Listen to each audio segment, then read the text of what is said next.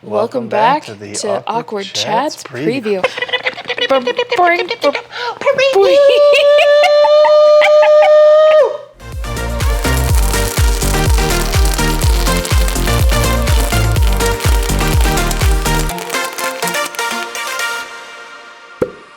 Checking in, guys. We're heading out on our next adventure. So make sure you guys hit the like button, Make sure to subscribe. because when we hit 1,000 subscribers, We'll be jumping off the strat. so back to the video. The Office. I absolutely 100% love The Office, and I loved every season of it. There were a couple episodes here or there that were kind of like, meh, nothing's really happening. But watching that show from season 1 to the last season, I have to say, except for the last episode, they kind of like cheated that one. I really loved it. What about you? I would actually say that once Steve Carell leaves, the show significantly goes downhill. But it's not bad. It's only 2 seasons without him, so it wasn't like it was a huge sort of. Well, it's kind of like 2 seasons and like 4 episodes, but it definitely goes downhill for me once he leaves. You lose. They just try to fill him in, like they try to make the Andy character, and then they try to sort of make Jim a little more goofy and dumb. If you watch the whole episode where they're in the warehouse and they're putting like oil on the floor, that's not something Jim would do from his character in the earlier seasons. That's just not something that his character would do. So I feel like that was a little bit like what's going on here. The same thing with Dwight. Dwight's goofy, but he's not stupid, and the oil in the warehouse was just dumb. It was absolutely stupid. And so it really sort of went against all of their characters. But they did it because they needed a Michael Scott fill-in, because that would be Michael Scott. Michael Scott would do something like that. So, to me, it sort of lost some of its strength there. And then the Jim and Pam stuff was good throughout those seasons, though. That kind of like pulled it through, giving them some sort of frustrations and stuff to deal with. And like Nacy said, when we got to the ending, which we'll talk about later, I think that was sort of a cop-out for most of the writers, but... Yeah, what I found interesting, though, is, like, stuff that I thought, again, going back to what we said about, like, One Tree Hill and, like, Dawson's Creek, like, things that I thought happened over a long period of time Yes. really don't happen over a long period of time. They happen, like, over 2 or 3 episodes, and it's kind of interesting seeing that play out in real time, and you're like, oh, I thought that took, like, a whole season to get from point A to point B, but really it's like 3 episodes. Right. His love interest, Michael Scott's love interest. What was her name again? Jan? No. The one he ends up with. She was the HR lady. Yeah, I know what you're saying, and I forgot her name. Well, the goofy HR lady that he ends up with, her storyline is only actually 2 episodes. Yeah, And she so comes did a back. lot. She comes back again and does a little bit of like and she's probably in there for another, maybe 2 or 3 episodes? Mm-hmm. And then she leaves to go to Colorado. Mm-hmm. So I feel like from a writer's perspective, what probably happened was they had the storyline. She was just meant to be like a passing fling. And then the next season, he's like, hey, I'm going to leave. And they're like, well, what are we going to do? You can't set him up with Jan, because Jan was a horrible character. Yeah. And she's an amazing actress. And they The do bring character her was back in the last fantastic. season. Right, the character was fantastic. But her and Michael Scott, that's a horrible combination. Yeah, they're toxic for each other. The realtor ladies, they bring her back a few times, but that wasn't really a relationship. Yeah, she didn't really care for him as much as Michael cared for her. And that was kind of it. Yeah, he those had are a his couple- love interests, I think. He had Pam's mom and stuff on and off, but it wasn't like those were the 3 big ones. The only ones that would make sense was her, and I feel like it was kind of rushed how they did it, but Yeah. you can kind of see why they did it that way. But it's really interesting because like when we watched it live, there's huge breaks between those episodes, so you think it lasts so much longer than when you rewatch it. It's like, oh, that was 2 episodes. That was literally 40 minutes because the episodes are about 22 minutes apiece. Yeah, and I think one of the interesting things is the overarching theme of the Scranton Killer. And honestly... Scranton Strangler. Yeah, that's what I meant. The interesting thing I think about that, though, is I think at any point, any person in the office could be the Scranton Strangler. They might all be in cahoots. I don't think so. I think Jim. I think it's hard to put Jim as the Scranton Strangler. I think it's hard to put Pam as the Scranton Strangler. But beyond that, I think just about anybody could probably. Because Kevin, some people say that he's like some crazy genius. Yeah. And which is And he just plays dumb. Right, and he just plays dumb, which is kind of makes sense since he opens up a bar. He somehow has money to open up a bar and stuff, so he's definitely making money somehow. What I liked was when they were like, he can count when it comes to pies. Yeah, pies, yeah. He could do like massive calculations. Crazy math when it came to pies, but like... Now let's do that in dollars. Oh, I don't know. Can I carry the 1 and add the 3? That's... His character is hilarious, I have to say.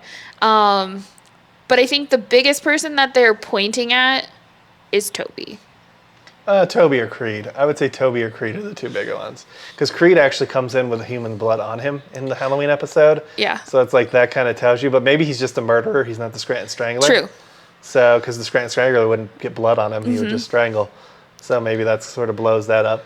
And the Toby thing. The Toby thing, the more you think about it, the more it becomes reasonable. Yeah. But I can definitely see the hesitation in it being him at the same time.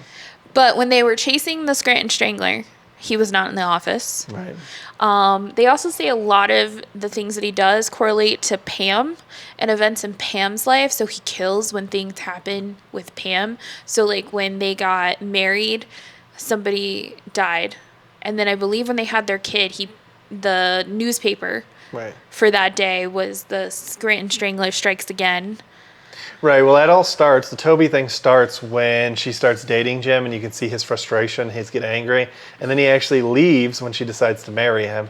So he leaves the office and that sort of signifies his anger and frustration for leaving. Plus the fact that he's definitely has to have a bunch of built up anger between the Michael Scott treating him like dirt 24/7. And he's just like this chill, like that's the thing, like they portray him on the show as this like chill, nonchalant, like, well... okay, like complacent guy, and I believe everybody thinks that in his personal life he's just... Yeah, I mean, you've seen him jump the fence in the one episode where he accidentally touches Pam's leg and he runs out of the office and jumps the fence. So you see the insanity sort of piece of it throughout. But the one thing I don't like when people say that he wasn't there for the scene when everyone was watching it, that happens all the time in The Office. Like, you can tell the character or the actor is, like, offset that day, so they just bring them all together and act like they're all there when in reality one of them's missing. I feel like that could easily explain the Toby missing in that scene piece of it. True. For me. So I'm not too believing in that part of it. But at the same time, it kind of gets interesting because, like, he goes and visits the Scranton Strangler, and the Scranton Strangler, like, chokes him to death, tries to choke him to death. But he could have been telling the Scranton Strangler, you didn't do it, it was me, and that's why he chokes him to death. So I could see those parts playing out like that. It's definitely interesting. So, let us know in the comments below. Who do you think the Scranton Strangler is? Because I want to know. I still think it's Creed. I think if you asked me who I thought it would be, I definitely think it would be Creed. That would still be my... I can see the Toby thing. I can see it, but I would definitely have to say it's probably Creed. So, another interesting thing about The Office is we have come to the conclusion that Gary is Stanley. I would say 90% of the behaviors of Stanley is Gary. Whereas I am probably a mix of Kevin and, what's her face? Oh, Phyllis. Phyllis, yeah. I'm a mix of Phyllis and Kevin. Okay. Explain Phyllis. Well, because she's a little, like, she enjoys the gossip. Okay. And she's a little freaky. Okay. That is also me. Okay. I enjoy the gossip and I'm a little freaky. And Kevin, he's just kind of like, he has some moments where you're just like, yep, I've done that before. That is me. Sometimes I sit down to do my job and I'm like, I don't know how to do my job.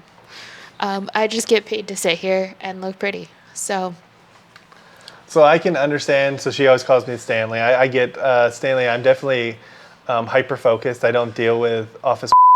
Like no. I don't want to be involved. I don't care about it. It's just not the person I am. So I get that whole part. The only thing is he's so checked out of that job, which I've never been able to get to. I'm very hyper focused when I do a job. And I want to do it the best I can. So I have a focus thing that Stanley does not have. But I could still see the many aspects of Stanley in me. I don't sleep on my desk, but I totally would. He would if he had to. Like, he would. If like something was going on and he needed to take a nap, he ain't going home to take a nap. He just gonna, all right, cool. I'm gonna take a nap here. I'm gonna get my shit done, and then I'm gonna go home. Oh, you ain't gotta tell me twice. I'm going home. Have you lost your damn mind? I'm going home.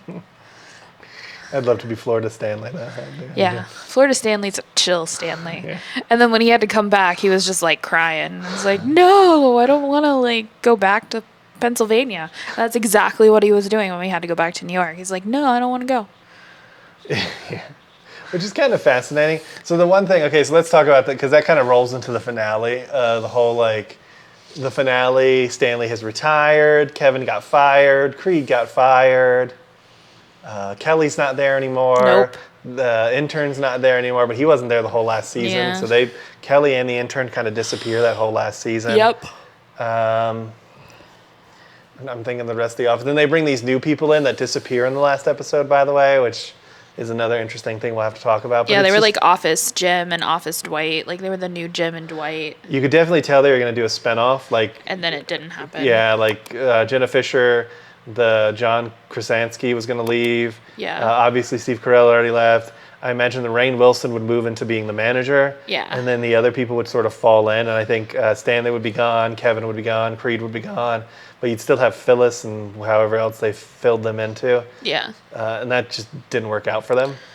Yeah. But, the finale was as good as I think they could make it out of what they had because they didn't really do a whole lot of story build-up before that day. So I think they would have had to have a little bit more prep in the previous episodes to make it good because, Michael Scott only said, 3 lines the entire finale.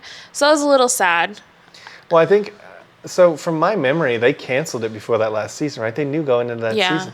So it's weird that there was no build-up to that episode. It just kind of, happened. Yeah, it was 1 year later, basically. Yeah, it just kind of happened. And then 1 year later, and people didn't come back. Yeah. Why wouldn't... the one thing that really kind of interests me is Steve Carell's character, even when he's leaving, he's like, hey, can you make sure to tell me when this is going to air? I want to be there. But yet they had that whole community thing, and he wasn't there with them. Yeah. You do all of that talking, I'm going to be there, and then when not. it comes, he didn't show up. And I thought that was sort of against his character and didn't really make sense with the plot. Yeah. And then on top of that, like I said, the new characters just disappeared. Yep. The Office Gym, they disappeared. And then there was the random person that they brought in for the one episode that was supposed to do their PR. That he brought in, who was the ex-girlfriend of the one guy, which again was such a wasted timepiece. It was. But in the end, they all got what they wanted. So, yeah. And in the words of Michael Scott, it's what every parent wishes, is that their children grow up and marry each other. And I'm sorry, I just don't know how you can't laugh at that. It's just funny. And then I have to say, there is a line that Jim says in the last episode that I'm going to go back and I'm going to pull the audio for a TikTok, because honestly, I feel like it goes perfectly for anybody who is a YouTuber or anybody who's out there documenting their life, because he talks about I'm glad I did it because now I have something to look forward to look back on, to highlight the different times of my life. And had I not done this, I would never have that. And that's kind of the gist of what he says. So I think that line was pretty powerful in the last episode. That was probably one of my favorite lines in the whole show. I think my favorite line was Andy's line where it's I wish someone would tell me when I was in the good times it was the good times. Yeah, that one is also Yeah, that's a deep cut right there. And I don't like the Andy character that much, but that was probably one of my favorite lines. Another thing I find interesting about that conclusion, though, is they all go back to the office, except for Steve Carell, which again... I get that he only probably wanted to do one thing, but it's still, again, it would have been better if he would have came back too. Yeah. And then people who don't work at the office just sit down and access the computers and stuff, and you're just how does that work? Happen? How does Daryl get access to the computer? He doesn't even work there anymore. He's oh, look what you know what I mean? Yeah. It's just it's just kind of weird. It was kind of disjointed, and I feel like it was rushed, and it's kind of weird that it was, because I could have sworn as a watcher, that they said that the season was going to be canceled before it started. Yeah, I don't remember that time. That was the before 4 when my brain was whatever. But we didn't watch it. When we watched it live, I think we stopped watching once Carell left. yeah, and then we only picked up an episode like here or there. And then we tuned back in for the finale because we knew he was coming back. So that whole last season was kind of surprising to us. We hadn't seen it before. Yeah, we're we've never seen this before. This is new to me. But definitely the show quality went down. Agreed. So I recommend, if you're looking for something to binge watch, I definitely recommend The Office. The first season's a little rough.